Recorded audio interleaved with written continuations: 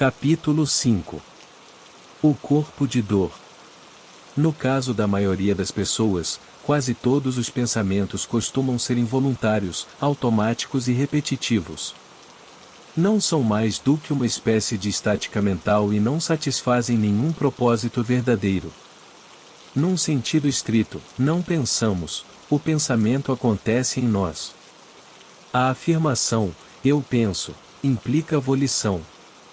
Ou seja, podemos nos pronunciar sobre o assunto, podemos fazer uma escolha.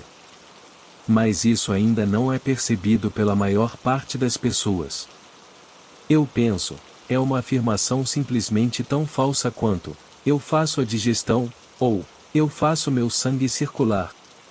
A digestão acontece, a circulação acontece, o pensamento acontece. A voz na nossa cabeça tem vida própria. A maioria de nós está à mercê dela, as pessoas vivem possuídas pelo pensamento, pela mente.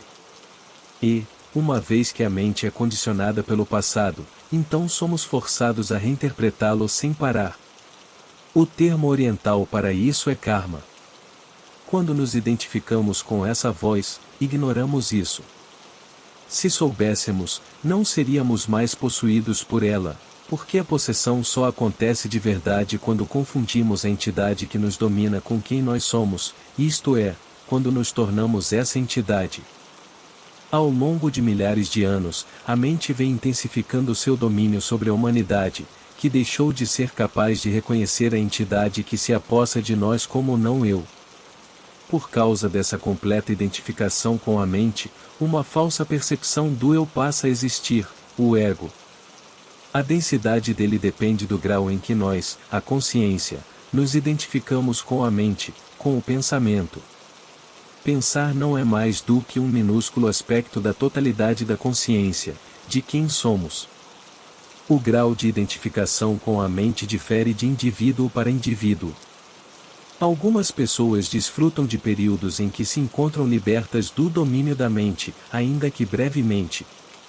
A paz, a alegria e o ânimo que elas experimentam nesses momentos fazem a vida valer a pena. Essas também são as ocasiões em que a criatividade, o amor e a compaixão se manifestam. Outras pessoas se mantêm presas ao estado egóico de modo contínuo. Permanecem alienadas de si mesmas, assim como dos demais e do mundo ao redor. Quando as observamos, conseguimos ver a tensão na sua face, talvez a testa franzida ou um olhar vago e distante. A maior parte da sua atenção está sendo absorvida pelo pensamento, por isso não nos veem nem nos escutam. Elas não estão presentes em nenhuma situação, sua atenção está ou no passado ou no futuro, que, é claro, são formas de pensamento que existem apenas na mente. Ou, se estabelecem um relacionamento conosco, fazem isso por meio de algum tipo de papel que interpretam, e assim, não são elas mesmas. As pessoas, em sua maioria, vivem alienadas de quem elas são. Às vezes esse estado chega a tal ponto que a maneira como se comportam e se relacionam é reconhecida como falsa por quase todo mundo, a não ser por aqueles que também são falsos e igualmente alienados de quem são. Alienação quer dizer que não nos sentimos à vontade em nenhuma situação, em nenhum lugar nem com ninguém, nem mesmo conosco. Estamos sempre tentando nos sentir em casa, mas isso nunca acontece. Alguns dos maiores escritores do século XX, como Franz Kafka, Albert Camus, T.S. Eliot e James Joyce, não só reconheceram a alienação como o dilema universal da existência humana como é provável que a tenham sentido em si mesmos de modo profundo, e assim, foram capazes de expressá-la excepcionalmente em suas obras. Eles não ofereceram uma solução. Sua contribuição foi nos proporcionar uma reflexão sobre essa dificuldade humana, para que pudéssemos vê-la com mais clareza. Ter uma visão mais nítida de uma situação complicada em que nos encontramos é o primeiro passo no sentido de superá-la. O nascimento da emoção. Além da agitação do pensamento, embora não inteiramente separada dele, existe outra dimensão do ego, a emoção. Isso não quer dizer que todo pensamento e toda emoção pertençam ao ego. Esses elementos se convertem no ego apenas quando nos identificamos com eles ou quando eles assumem o controle sobre nós, isto é, quando se tornam o eu. O organismo físico, nosso corpo, tem inteligência própria, assim como os organismos de todas as formas de vida. E essa inteligência reage ao que a mente diz, aos pensamentos. Portanto, a emoção é a resposta do corpo à mente. A inteligência do corpo, evidentemente, é uma parte inseparável da inteligência universal, uma das suas incontáveis manifestações. Ela dá coesão temporária aos átomos e às moléculas que constituem o organismo físico. E o princípio organizador por trás do funcionamento de todos os órgãos, da conversão de oxigênio e alimento em energia, dos batimentos cardíacos e da circulação do sangue, do sistema imunológico, que protege o corpo dos invasores, e da conversão das informações sensoriais em impulsos nervosos que são enviados ao cérebro, decodificados e reagrupados num quadro interior coerente com a realidade exterior.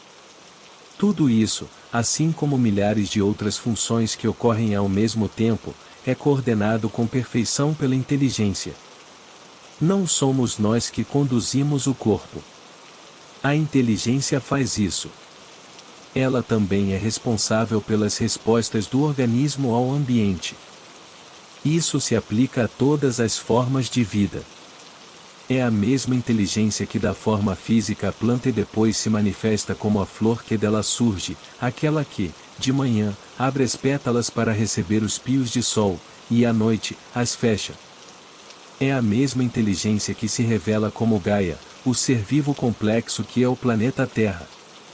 Essa inteligência faz surgir as reações instintivas do organismo a tudo o que representa uma ameaça ou um desafio. No caso dos animais, ela produz respostas que parecem ter afinidade com as emoções humanas, como raiva, medo e prazer. Essas reações instintivas poderiam ser consideradas formas primordiais de emoção. Em determinadas situações, os seres humanos as manifestam da mesma maneira que os animais. Diante do perigo, quando a sobrevivência do organismo é ameaçada, o coração bate mais rápido, os músculos se contraem, a respiração se acelera numa preparação para a luta ou a fuga. O medo primordial. Quando o corpo se vê sem possibilidade de fuga, uma descarga súbita de energia intensa lhe dá uma força que ele não tinha antes. A raiva primordial. Essas reações instintivas se assemelham às emoções, mas não são emoções no verdadeiro sentido da palavra. A diferença fundamental entre elas é, enquanto a reação instintiva é a resposta direta do corpo a uma situação externa, a emoção é a reação do corpo a um pensamento.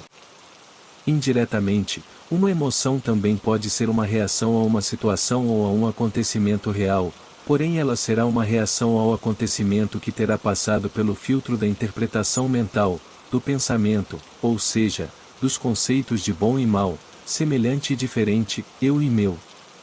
Por exemplo, pode ser que você não sinta nenhuma emoção ao ser informado de que o carro de alguém foi roubado. No entanto, caso se trate do seu carro, é provável que fique perturbado. É impressionante a quantidade de emoção que um pequeno conceito mental como o meu pode gerar. Embora o corpo seja muito inteligente, ele não consegue diferenciar uma situação real de um pensamento. Por isso reage a todo pensamento como se fosse a realidade. Para o corpo, um pensamento preocupante, assustador, corresponde a "estou em perigo", e ele responde à altura, embora a pessoa que esteja pensando isso possa estar deitada numa cama quente e confortável. O coração bate mais forte, os músculos se contraem, a respiração se acelera. Forma-se um acúmulo de energia, mas, uma vez que o perigo é apenas uma ficção mental, a energia não flui. Parte dela retorna à mente e dá origem a outros pensamentos ainda mais ansiosos. O resto da energia se converte em toxinas e interfere no funcionamento harmonioso do corpo. As emoções e o ego. O ego não é apenas a mente não observada, a voz na cabeça que finge ser nós, mas também as emoções não observadas que constituem as reações do corpo ao que essa voz diz. Já vimos que espécie de pensamento a voz egóica atrai na maior parte do tempo e a disfunção inerente à estrutura dos seus processos de pensamento, independentemente do conteúdo. Esse pensamento desajustado é aquilo a que o corpo reage com emoções negativas. A voz na cabeça conta ao corpo uma história em que ele acredita e à qual reage. Essas reações são as emoções. Estas últimas, por sua vez, devolvem energia para os pensamentos que as criaram originalmente. Esse é o círculo vicioso entre emoções e pensamentos não questionados que suscita o pensamento emocional e a invenção de histórias emocionais. O componente emocional do ego difere de pessoa para pessoa. Em alguns casos, é maior do que em outros. Os pensamentos que fazem o corpo disparar reações emocionais algumas vezes aparecem tão rápido que, antes de a mente ter tempo de expressá-los, o corpo reage com uma emoção, e esta é convertida numa reação. Esses pensamentos existem num estágio pré-verbal e podem ser chamados pressupostos não expressos, inconscientes. Eles se originam num condicionamento pessoal do passado, normalmente ocorrido na tenra infância. Não se pode confiar nas pessoas seria um exemplo desse pressuposto inconsciente numa pessoa cujos relacionamentos primordiais, isto é, com os pais ou irmãos, não foram de solidariedade e não inspiraram confiança. Mas alguns deles, ninguém me respeita nem me valoriza. Preciso lutar para sobreviver. O dinheiro nunca é suficiente. A vida sempre nos decepciona. Não mereço a prosperidade. Não sou digno do amor. Essas suposições inconscientes criam emoções no corpo que, por sua vez, geram atividade mental e reações instantâneas. Dessa maneira, elas criam sua realidade pessoal. A voz do ego perturba continuamente o estado natural de bem-estar do ser. Quase todo o corpo humano se encontra sob grande tensão e estresse, mas não porque esteja sendo ameaçado por algum fator externo, a ameaça vem da mente. Há um ego vinculado ao corpo, que não pode fazer nada a não ser reagir a todos os padrões desajustados de pensamento que constituem o ego. Assim, um fluxo de emoções negativas acompanha o fluxo de pensamento incessante e compulsivo. O que é uma emoção negativa? É aquela que é tóxica para o corpo e interfere no seu equilíbrio e funcionamento harmonioso. Medo, ansiedade, raiva, ressentimento, tristeza, rancor ou desgosto intenso, ciúme, inveja, tudo isso perturba o fluxo da energia pelo corpo, afeta o coração, o sistema imunológico, a digestão, a produção de hormônios, e assim por diante. Até mesmo a medicina tradicional, que ainda sabe muito pouco sobre como o ego funciona, está começando a reconhecer a ligação entre os estados emocionais negativos e as doenças físicas. Uma emoção que prejudica nosso corpo também contamina as pessoas com quem temos contato e, indiretamente, por um processo de reação em cadeia, um incontável número de indivíduos com quem nunca nos encontramos. Existe um termo genérico para todas as emoções negativas: infelicidade. Será que as emoções positivas têm o efeito oposto sobre o corpo físico? Será que fortalecem o sistema imunológico, revigoram e curam o corpo? Sim, com certeza, mas precisamos diferenciar as emoções positivas que são produzidas pelo ego das emoções mais profundas que emanam do nosso estado natural de ligação com o ser. As emoções positivas geradas pelo ego já contêm seu próprio oposto no qual podem rapidamente se converter. Alguns exemplos: o que o ego chama de amor é possessividade e apego dependente, que podem se transformar em ódio em questão de segundos. A expectativa em relação a um acontecimento, que é a supervalorização do futuro por parte do ego, transforma-se no oposto, abatimento ou decepção, quando aquilo termina ou não satisfaz as expectativas do ego.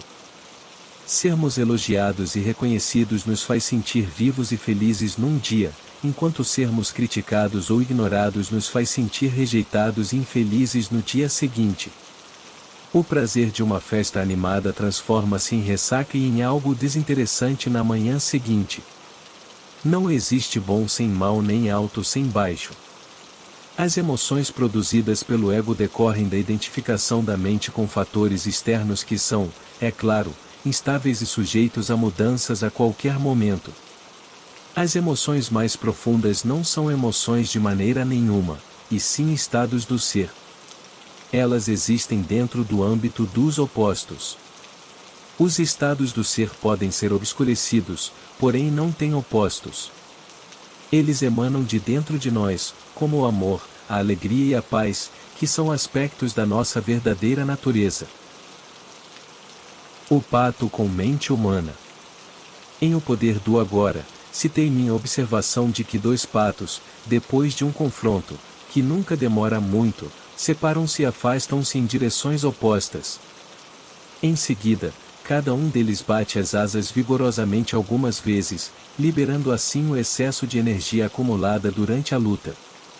Depois disso, eles nadam em paz, como se nada tivesse acontecido. Se o pato tivesse a mente de um ser humano, ele conservaria a luta viva no pensamento por meio de uma história. Provavelmente, ela seria assim: não acredito no que ele acabou de fazer. Ele chegou a poucos centímetros de mim. Pensa que é o dono do lago. Não tem consideração pelo meu espaço privado. Nunca mais vou confiar nele. Da próxima vez, ele vai fazer a mesma coisa só para me aborrecer. Tenho certeza de que já está tramando alguma coisa. Mas não vou suportar isso de novo. Vou ensinar a ele uma lição de que não vai se esquecer. Dessa forma, a mente cria suas histórias, uma atrás da outra, e continua pensando e falando sobre elas durante dias, meses ou anos. No que diz respeito ao corpo, a luta continua. E a energia que ela produz em resposta a todos esses pensamentos são as emoções, que por sua vez, suscitam mais pensamentos. Isso se torna o pensamento emocional do ego. Podemos imaginar quanto a vida do pato se tornaria problemática se a mente dele fosse humana. Todavia, é assim que a maioria das pessoas vive na maior parte do tempo. Nenhuma situação, nenhum acontecimento, jamais termina de verdade. A mente, e o eu e minha história, criado pela própria mente, se encarregam de dar continuidade ao processo. Nós somos uma espécie que tomou o caminho errado. Tudo o que é natural, todas as flores e árvores, assim como todos os animais, teriam importantes lições a nos dar se parássemos, olhássemos e escutássemos. A lição do pato é a seguinte: bata suas asas, isto é, deixe a história para lá, e retorne para o único lugar importante, o momento presente. Carregando o passado. A incapacidade, ou melhor, a relutância da mente humana em deixar de lado o passado é primorosamente ilustrada na história dos dois monges Zen, Tanza e Ikido, que caminhavam numa estrada enlameada depois de uma forte chuva. Próximo a uma aldeia, eles encontraram uma moça que estava tendo dificuldade em atravessar a estrada por causa da lama. Se ela continuasse a caminhar, estragaria seu kimono de seda. Sem titubear, Tanza a pegou no colo e a carregou para o outro lado da estrada. Os monges prosseguiram na sua caminhada em silêncio. 5 horas depois, quando já estavam perto do templo onde passariam a noite, Ikido não conseguiu mais se conter. Por que você carregou a moça para o outro lado da estrada? Perguntou.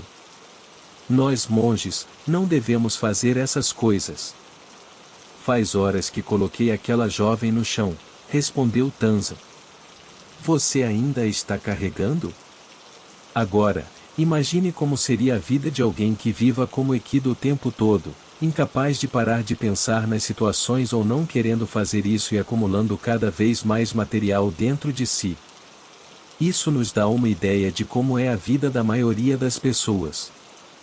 Que pesado fardo do passado elas carregam na mente. O passado vive em nós na forma de lembranças, no entanto elas em si mesmas não são um problema. Na verdade, é por meio delas que aprendemos com nossas experiências e com os erros que cometemos.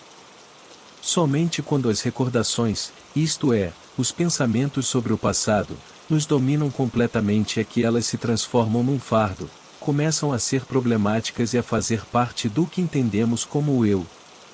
Nossa personalidade, que é condicionada pelo passado, se torna nossa prisão. Essas memórias são investidas de uma percepção do eu, e nossa história passa a ser a percepção que temos de nós mesmos. Esse pequeno eu é uma ilusão que obscurece nossa verdadeira identidade como a presença eterna e sem forma. Nossa história, porém, é formada por lembranças mentais e emocionais, emoções antigas que são revividas continuamente. Assim como o monge que carregou o fardo do ressentimento por 5 horas, alimentando-o com pensamentos, a maioria das pessoas leva consigo uma grande quantidade de bagagem desnecessária, tanto mental quanto emocional, ao longo de toda a vida. Esses indivíduos se limitam com ressentimentos, arrependimentos, hostilidade e culpa. Seu pensamento emocional se torna seu eu, e assim, eles se apegam a velhas emoções porque estas fortalecem sua identidade. Por causa da tendência humana de perpetuar emoções antigas, quase todo mundo carrega no seu campo energético um acúmulo de antigas dores emocionais, que eu chamo de corpo de dor. Podemos, no entanto, parar de acrescentar ao corpo de dor aquilo que já temos. Somos capazes de aprender a refrear o hábito de acumular e perpetuar antigas emoções batendo nossas asas, metaforicamente falando, e nos abstendo de viver com a mente no passado, não importa se um incidente aconteceu ontem ou 30 anos atrás. Temos como aprender a não manter vivos acontecimentos e situações, e em vez disso, sempre dirigir a atenção para o momento presente, puro, atemporal, em vez de nos deixarmos atrair por histórias mentais produzidas pela mente. Assim, nossa própria presença se torna nossa identidade, e não nossos pensamentos e nossas emoções. Absolutamente nada que tenha acontecido no passado pode nos impedir de estar presentes agora. E, se o passado não tem como evitar nosso estado de presença, que poder ele tem? O individual e o coletivo. Toda emoção negativa que não é plenamente enfrentada nem considerada pelo que ela é no momento em que se manifesta não se dissipa por inteiro. Deixa atrás de si um traço remanescente de dor. Para as crianças, em especial, as emoções negativas muito fortes são tão insuportáveis que elas não conseguem enfrentá-las, por isso tendem a evitá-las. Na ausência de um adulto consciente que as oriente com amor e sensibilidade a lidar de forma direta com esse tipo de emoção, a decisão de não sentir, é na verdade, a única opção da criança naquele momento. Infelizmente, em geral, esse mecanismo básico de defesa continua a vigorar até a vida adulta. A emoção sobrevive sem que a pessoa perceba e manifesta-se de maneira indireta, por exemplo, como ansiedade, raiva, explosões violentas, mau humor ou até mesmo como uma doença. Em alguns casos, ela interfere em todos os relacionamentos íntimos, podendo até mesmo sabotá-los. A maioria dos psicoterapeutas tem pacientes que, no início, afirmam ter vivido uma infância feliz, mas, com o tempo, o oposto acaba se revelando. Embora esses exemplos possam ser extremos, ninguém passa pela infância sem experimentar algum tipo de sofrimento emocional. Mesmo que nossos pais vivessem de modo consciente, teríamos sido criados num mundo que, em grande parte, permanece inconsciente. As sobras de dor deixadas para trás a cada forte emoção negativa que não é enfrentada, aceita e depois abandonada de forma plena juntam-se formando um campo energético que vive em cada uma das células do corpo.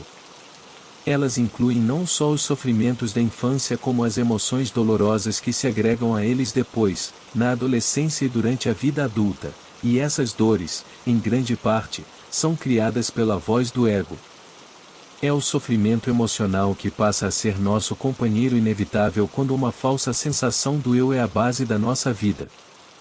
Esse campo energético de emoções muito antigas, mas ainda vivas, que subsiste em quase todos os seres humanos é o corpo de dor. O corpo de dor, porém, não tem uma natureza apenas individual. Ele também engloba o sofrimento experimentado por um número incontável de pessoas ao longo da história da humanidade. Essa dor se caracteriza por um conflito tribal ininterrupto, escravidão, pilhagem, sequestros, torturas e outras formas de violência. Tal sofrimento ainda vive na psique coletiva e é aumentado todos os dias, como podemos constatar quando assistimos aos noticiários ou presenciamos os conflitos nos relacionamentos entre as pessoas. O corpo de dor coletivo é provavelmente codificado dentro do DNA de cada ser humano, embora não o tenhamos descoberto ainda. Todo recém-nascido traz um corpo de dor emocional. No caso de alguns bebês, ele é mais pesado e mais denso do que em outros. Algumas dessas crianças são muito felizes na maior parte do tempo, enquanto outras parecem carregar uma imensa quantidade de infelicidade dentro de si. É verdade que há bebês que choram demais porque não recebem amor e atenção suficientes, porém outros choram sem nenhuma razão aparente, quase como se estivessem tentando tornar todos ao redor tão infelizes quanto eles próprios, e geralmente conseguem. Eles chegam a este mundo com uma porção significativa do sofrimento humano. Existem ainda os recém-nascidos que choram com frequência porque sentem a emanação das emoções negativas do pai ou da mãe, e isso lhes causa sofrimento e também faz seu corpo de dor aumentar pela absorção da energia dos corpos de dor dos pais. Seja qual for o caso, à medida que o corpo físico do bebê cresce, o mesmo acontece com o corpo de dor. Uma criança pequena que tem um corpo de dor leve não será necessariamente um adulto mais avançado em termos espirituais do que alguém com um corpo de dor denso. Na verdade, em geral acontece o contrário. Quem tem um corpo de dor pesado costuma ter mais chance de despertar espiritualmente do que quem possui um corpo de dor leve. Embora algumas dessas pessoas permaneçam presas ao seu corpo de dor pesado, muitas chegam a um ponto em que não conseguem mais viver com a infelicidade, e assim sua motivação para despertar se fortalece. Porque o corpo de Cristo em sofrimento, sua face distorcida em agonia e seu corpo sangrando com numerosos ferimentos, é uma imagem tão significativa na consciência coletiva da humanidade. Milhões de pessoas, sobretudo na época medieval, não teriam tido uma afinidade tão profunda com ele, caso alguma coisa dentro delas mesmas não estivesse em consonância com essa imagem, se elas não a tivessem inconscientemente reconhecido como uma representação exterior da sua própria realidade interior, o corpo de dor. As pessoas ainda não estavam conscientes o bastante para reconhecê-lo dentro de si mesmas, porém era o começo da sua tomada de consciência em relação a ele. Cristo pode ser considerado o arquétipo humano, incorporando tanto o sofrimento quanto a possibilidade de transcendência. Como o corpo de dor se renova. O corpo de dor é uma forma de energia semi-autônoma que vive dentro da maioria dos seres humanos, uma entidade constituída de emoção. Ele tem sua própria inteligência primitiva, como um animal astuto, e ela é dirigida basicamente para a sobrevivência. Assim como todas as formas de vida, o corpo de dor precisa se alimentar com regularidade, e o alimento de que ele necessita consiste numa energia que é compatível com sua natureza, isto é, que vibra numa frequência semelhante à sua. Qualquer sensação dolorosa em termos emocionais pode ser usada como alimento. É por isso que ele prospera com o pensamento negativo e também com o conflito nos relacionamentos. O corpo de dor é viciado em infelicidade. Podemos ficar chocados quando alcançamos a compreensão de que existe alguma coisa dentro de nós que busca regularmente o negativismo emocional, a infelicidade. Precisamos até mesmo de mais consciência para detectar esse processo dentro de nós do que para reconhecê-lo em alguém. Depois que a infelicidade assume o controle, não só não queremos que ela termine como também desejamos fazer com que os outros sejam tão infelizes quanto nós para que possamos nos alimentar das suas reações emocionais negativas. No caso da maioria das pessoas, o corpo de dor apresenta um estágio latente e um estágio ativo. Quando ele está latente, nos esquecemos com a maior facilidade de que carregamos uma pesada nuvem escura ou um vulcão adormecido dentro de nós, dependendo do campo energético do nosso corpo de dor em especial. O tempo que ele permanece nessa condição varia de pessoa para pessoa. O mais comum é que se mantenha assim por poucas semanas, no entanto isso pode durar de dias a meses. Em casos raros, o corpo de dor pode ficar em estado de hibernação durante anos antes de ser despertado por um acontecimento. Como o corpo de dor se alimenta dos pensamentos? O corpo de dor desperta da sua dormência quando sente fome, na hora de se realimentar. Mas isso também pode ser provocado por um acontecimento a qualquer momento. Às vezes, o corpo de dor que está pronto para se nutrir usa o fato mais insignificante como um estímulo, de algo que alguém diz ou faz a um pensamento. Se vivemos sozinhos ou caso não haja ninguém próximo a nós no momento, ele irá se alimentar dos nossos pensamentos, que, de repente, se tornarão profundamente negativos. Em geral, não temos consciência de que, pouco antes do surgimento desse fluxo de pensamentos ruins, uma onda de emoções invade nossa mente na forma de um humor sombrio e pesado, de ansiedade ou de raiva extrema. Todo pensamento é energia, e nesse instante o corpo de dor está se abastecendo com essa energia. Contudo, ele não pode se alimentar de qualquer pensamento. Não precisamos ser especialmente sensíveis para observar que os pensamentos positivos têm um tom de sentimento diferente daqueles que são negativos. É a mesma energia, porém ela vibra em outra frequência. O corpo de dor não consegue digerir um pensamento feliz. Ele só tem capacidade para consumir os pensamentos negativos porque apenas esses são compatíveis com seu próprio campo de energia. Todas as coisas são campos de energia vibratória num movimento incessante. A cadeira em que estamos sentados ou o livro que seguramos nas mãos parecem sólidos e imóveis somente porque é assim que nossos sentidos percebem sua frequência vibratória, isto é, o movimento contínuo das moléculas, dos átomos, dos elétrons e das partículas subatômicas, elementos que, juntos, criam aquilo que percebemos como uma cadeira, um livro, uma árvore, um corpo, etc. O que consideramos matéria física é energia vibratória numa determinada extensão de frequências. Os pensamentos são constituídos dessa mesma energia, que vibra numa frequência superior à da matéria, e é por isso que não podem ser vistos nem tocados. Eles têm sua própria extensão de frequências, com os pensamentos negativos na extremidade inferior da escala e os pensamentos positivos na extremidade superior. A frequência vibratória do corpo de dor encontra eco na dos pensamentos negativos, assim apenas estes últimos podem alimentá-lo. O padrão usual de pensamento para criar emoções é revertido no caso do corpo de dor, pelo menos no início. A emoção que parte dele adquire rapidamente o controle do pensamento. E, uma vez que a mente é dominada pelo corpo de dor, o pensamento se torna negativo. A voz na nossa cabeça começa a contar histórias tristes, cheias de ansiedade e rancor que podem falar sobre nós, nossa vida, outras pessoas, o passado, o futuro ou acontecimentos imaginários. Essa voz será de censura, acusação, queixa, fantasia. E estabeleceremos uma total identificação com qualquer coisa que ela diga, acreditando em todos os seus pensamentos distorcidos. A essa altura, o vício da infelicidade terá se instalado em nós. Não é que sejamos incapazes de deter o trem dos pensamentos negativos, o mais provável é que nos falte vontade de interromper seu curso. Isso acontece porque, nesse ponto, o corpo de dor está vivendo por nosso intermédio, fingindo ser nós. E para ele, a dor é prazer. Ele devora ansiosamente todos os pensamentos negativos.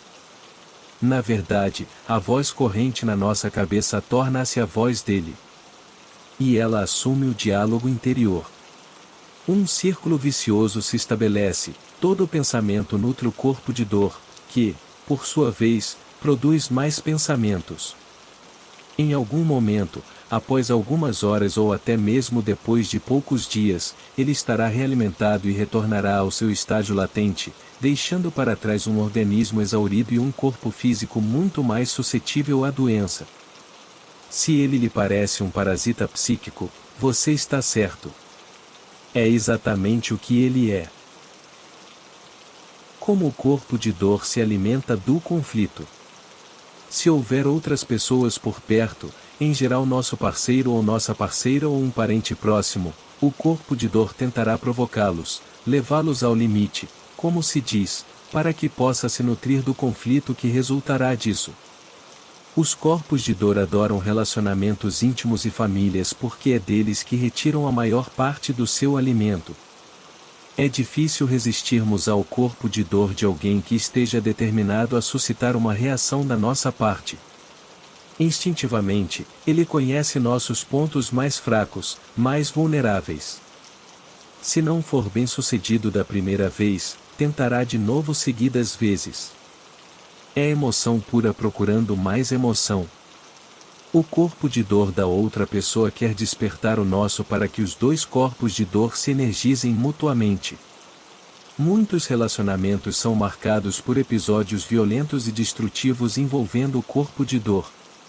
Esses enfrentamentos costumam ocorrer em intervalos regulares. Para uma criança pequena, é uma dor quase insuportável ter que testemunhar a agressividade emocional dos corpos de dor dos pais, embora essa seja a sina de milhões de crianças em todo o mundo, o pesadelo da sua existência cotidiana. Essa é também uma das principais maneiras de se transmitir o corpo de dor humano de uma geração a outra. Depois de cada incidente desse tipo, os parceiros se reconciliam e se estabelece uma fase de paz relativa que terá a duração que o ego permitir. O consumo excessivo de álcool costuma fortalecer o corpo de dor, sobretudo no caso dos homens, mas isso também ocorre com algumas mulheres.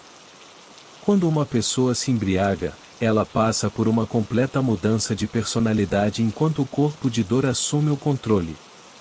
Em geral, um indivíduo profundamente inconsciente cujo corpo de dor está habituado a se realimentar por meio da violência física direciona para o cônjuge ou para os filhos. Depois que o efeito do álcool passa, ele se arrepende de verdade e às vezes até diz que nunca mais repetirá a cena e acredita nisso. Porém, a pessoa que está falando e fazendo promessas não é a entidade que cometeu a violência. Assim, podemos ter certeza de que aquilo acontecerá de novo por vezes seguidas, a não ser que essa pessoa se torne presente, reconheça o corpo de dor em si mesma e abandone sua identificação com ele. Em alguns casos, o aconselhamento consegue ajudá-la a fazer isso. A maioria dos corpos de dor quer tanto infligir quanto sentir dor, contudo alguns deles são predominantemente agressores ou vítimas. Em ambos os casos, eles se alimentam da violência, tanto emocional quanto física. Algumas pessoas que pensam estar apaixonadas estão na verdade se sentindo atraídas uma pela outra porque seus respectivos corpos de dor se complementam. Às vezes, os papéis de agressor e de vítima se definem já no seu primeiro contato. Embora muita gente acredite que certos casamentos foram feitos no céu, na realidade eles se realizaram no inferno. Se você já conviveu com um gato, deve ter percebido que, até mesmo quando esse animal aparenta estar dormindo, ele sabe o que está se passando ao redor, pois, ao menor ruído inesperado, suas orelhas se direcionam para a fonte do barulho e seus olhos podem até se entreabrir ligeiramente. Com os corpos de dor latentes acontece a mesma coisa. Em algum nível, eles ainda estão despertos, prontos para entrar em ação quando um estímulo adequado se apresenta. Nos relacionamentos íntimos, os corpos de dor costumam ser espertos o bastante para permanecer discretos até que as duas pessoas comecem a viver juntas, e de preferência, assinem um contrato comprometendo-se a ficar unidas pelo resto da vida. Nós não nos casamos apenas com uma mulher ou com um homem, também nos casamos com o corpo de dor dessa pessoa. Pode ser um verdadeiro choque quando, talvez não muito tempo depois de começarmos a viver sob o mesmo teto ou após a lua de mel, vemos que nosso parceiro ou nossa parceira está exibindo uma personalidade totalmente diferente. Sua voz se torna mais áspera ou aguda quando nos acusa, nos culpa ou grita conosco, em geral por uma questão de menor importância. Há casos também em que essa pessoa passa a ficar retraída. O que há de errado? Perguntamos. Não há nada de errado, ela responde. Mas a energia intensamente hostil que ela transmite está dizendo: está tudo errado. Quando olhamos para ela, vemos que já não há luz nos seus olhos, é como se um pesado véu tivesse descido, e o ser que conhecemos e amamos e que antes era capaz de brilhar sobrepondo-se ao ego agora está inteiramente obscurecido. Parece que estamos diante de um verdadeiro estranho cujos olhos mostram apenas rancor, hostilidade, amargura ou raiva. Quando ele nos dirige suas palavras, não é nosso cônjuge que está falando, mas o corpo de dor se expressando por meio dele. Qualquer coisa que esteja dizendo é a versão da realidade do corpo de dor, algo distorcido pelo medo, pela hostilidade, pela ira e pelo desejo de infligir e receber mais sofrimento. A essa altura, podemos nos perguntar se essa é a verdadeira face daquela pessoa, a que nunca tínhamos visto antes, e se cometemos um grande erro quando a escolhemos como companheira. Na realidade, essa não é sua face genuína, apenas o corpo de dor que assumiu temporariamente o controle. Seria difícil encontrar um parceiro ou uma parceira que não carregasse um corpo de dor. No entanto, seria sensato escolher alguém que não tivesse um corpo de dor tão denso. Corpos de dor densos. Algumas pessoas carregam corpos de dor tão densos que nunca se encontram completamente adormecidos. Elas podem estar sorrindo e mantendo uma conversa educada, mas não é preciso ser paranormal para sentir o caldeirão fervente de emoções infelizes que elas mantêm em segundo plano, esperando pelo próximo acontecimento para reagir, pela próxima pessoa para culpar ou confrontar, pela próxima coisa que as deixará tristes. Seu corpo de dor nunca se satisfaz, está sempre faminto. Ele aumenta a necessidade de inimigos que é cultivada pelo ego. Com sua atitude reativa, elas lidam com questões quase insignificantes de modo explosivo, numa tentativa de atrair outras pessoas para seu próprio conflito fazendo-as reagir. Algumas delas se envolvem em batalhas longas e sem sentido ou em casos judiciais com organizações ou indivíduos. Outras são consumidas por um rancor obsessivo em relação ao ex-cônjuge ou parceiro. Inconscientes da dor que carregam dentro de si, elas a projetam, com sua reação, nos acontecimentos e nas situações. Dada sua completa falta de autoconsciência, essas pessoas não conseguem perceber a diferença entre um fato e sua reação a ele. Para elas, a infelicidade e até mesmo a própria dor estão no acontecimento ou na situação. Como não estão conscientes do seu estado interior, nem sequer sabem que estão profundamente infelizes, que estão sofrendo. Às vezes, pessoas com corpos de dor desse tipo se tornam ativistas que lutam por uma causa. O lema que defendem pode ter de fato seu valor, e elas a princípio podem até ser bem-sucedidas na execução das coisas. No entanto, a energia negativa que flui do que elas dizem e fazem, bem como sua inconsciente necessidade de criar inimigos e conflitos, tende a produzir uma oposição crescente à sua causa. Essas pessoas também costumam fazer desafetos dentro da própria organização, porque não importa onde estejam, descobrem motivos para se sentir mal. Assim, seu corpo de dor continua a encontrar exatamente o que está procurando. O entretenimento, a mídia e o corpo de dor. Se você não tivesse familiaridade com nossa civilização contemporânea, caso tivesse acabado de chegar de outra época ou de outro planeta, uma das coisas que mais o impressionariam seria constatar que milhões de pessoas adoram ver seres humanos matar e infligir dor uns aos outros e chamam isso de entretenimento. E que pagam para ter essa diversão. Por que os filmes violentos atraem um público tão grande? Existe toda uma indústria envolvida nessa questão, e uma boa parte dela alimenta o vício humano da infelicidade. Obviamente, as pessoas assistem a essas produções porque querem se sentir mal. O que há nos indivíduos que adoram se sentir mal e dizer que isso é bom? O corpo de dor, é claro. Há uma participação considerável da indústria do entretenimento nesse processo.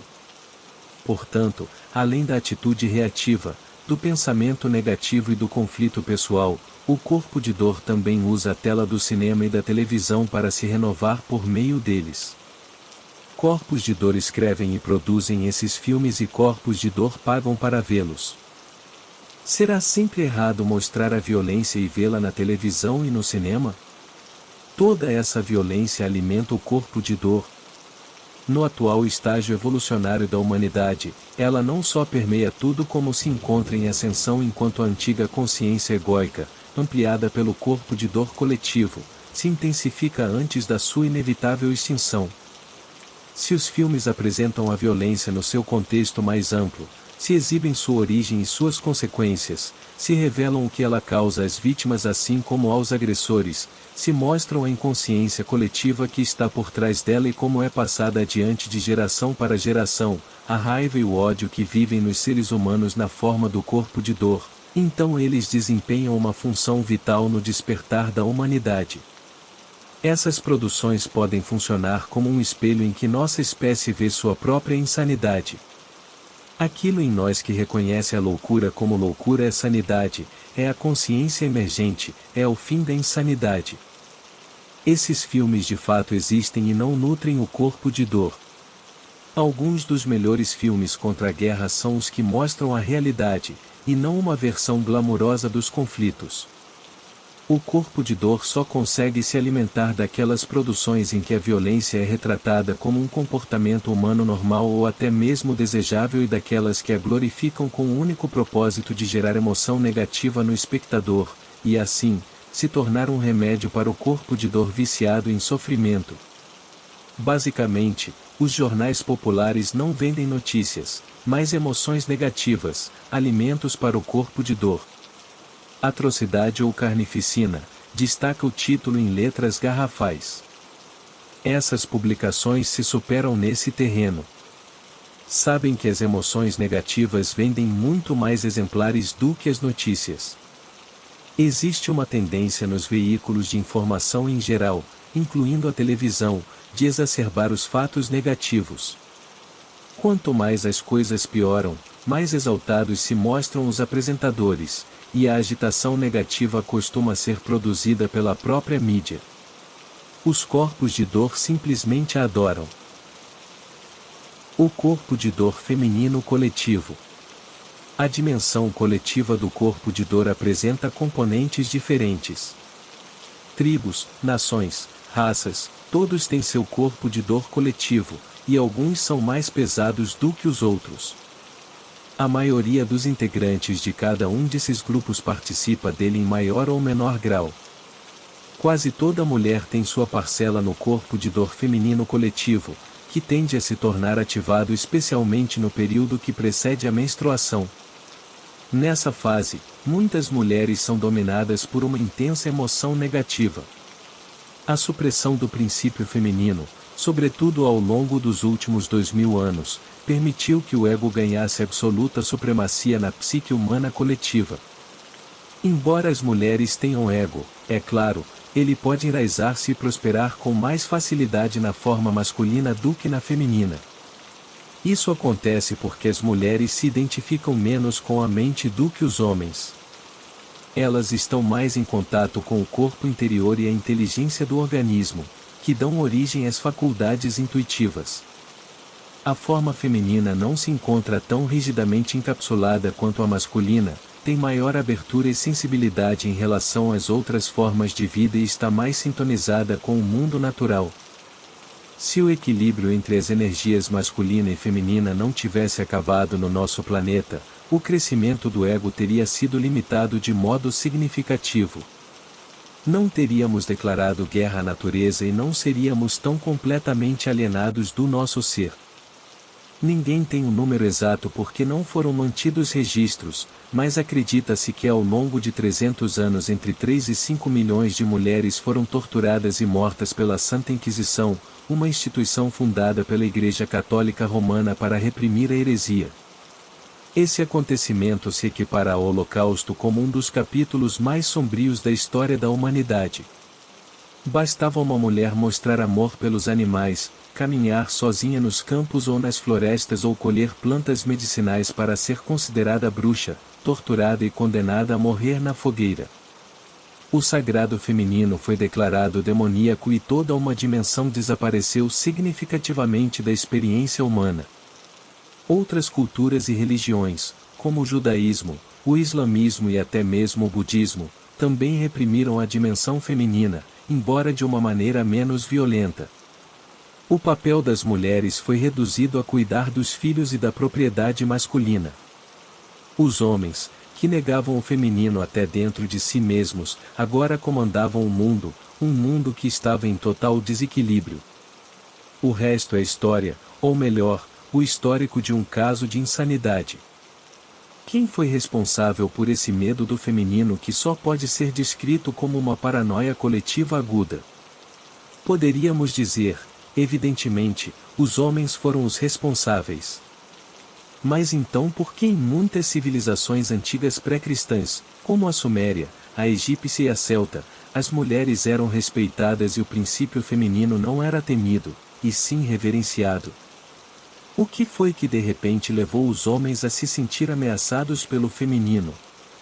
O ego que se desenvolvia neles. Ele sabia que só conseguiria obter o pleno controle do planeta por meio da forma masculina, e para fazer isso, tinha que tornar o feminino menos poderoso. Além disso, o ego também dominou a maioria das mulheres, embora jamais fosse capaz de se enraizar tão profundamente nelas quanto fez com os homens. Hoje em dia, a supressão do feminino está interiorizada, até mesmo pela maior parte das mulheres. O sagrado feminino, por ser reprimido, é sentido por elas como uma dor emocional. Na verdade, ele se tornou parte do seu corpo de dor juntamente com o sofrimento que elas acumularam ao longo de milênios por meio do parto, do estupro, da escravidão, da tortura e da morte violenta. No entanto, agora as coisas estão mudando num ritmo muito veloz. Como muitas pessoas estão se tornando mais conscientes, o ego vem perdendo influência sobre a mente humana. Uma vez que ele nunca se enraizou profundamente nas mulheres, seu domínio sobre elas está se reduzindo mais rápido do que sobre os homens. Corpos de dor de países e raças. Determinados países que cometeram ou sofreram muitos atos de violência coletiva possuem um corpo de dor coletivo mais pesado do que outros. É por isso que as nações mais antigas tendem a ter corpos de dor mais fortes. Também é por esse motivo que os países mais jovens, como o Canadá e a Austrália, bem como aqueles que permaneceram mais protegidos da loucura circundante, como a Suíça, costumam apresentar um corpo de dor coletivo mais leve. É claro que nesses lugares as pessoas ainda precisam lidar com seu corpo de dor individual. Quem é sensível o bastante consegue sentir um peso opressivo no campo energético de determinados países no instante em que desce do avião. Em outras nações, é possível detectar um campo energético de violência latente sob a superfície da vida cotidiana. Nos países em que o corpo de dor é pesado, porém não mais agudo, a tendência das pessoas tem sido a de tentar se dissociar da dor emocional coletiva, na Alemanha e no Japão por meio do trabalho, em outros lugares pela tolerância generalizada ao consumo do álcool, que também pode ter o efeito contrário de estimular o corpo de dor, sobretudo quando ingerido em excesso. O corpo de dor pesado da China é até certo ponto abrandado pela prática amplamente disseminada do Tai Chi Chuan.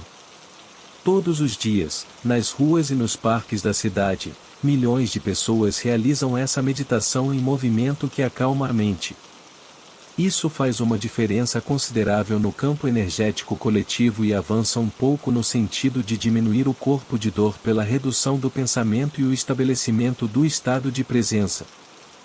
As práticas espirituais que envolvem o corpo físico, como o Tai Chi, o Qigong e a Yoga, também estão sendo cada vez mais adotadas no mundo ocidental.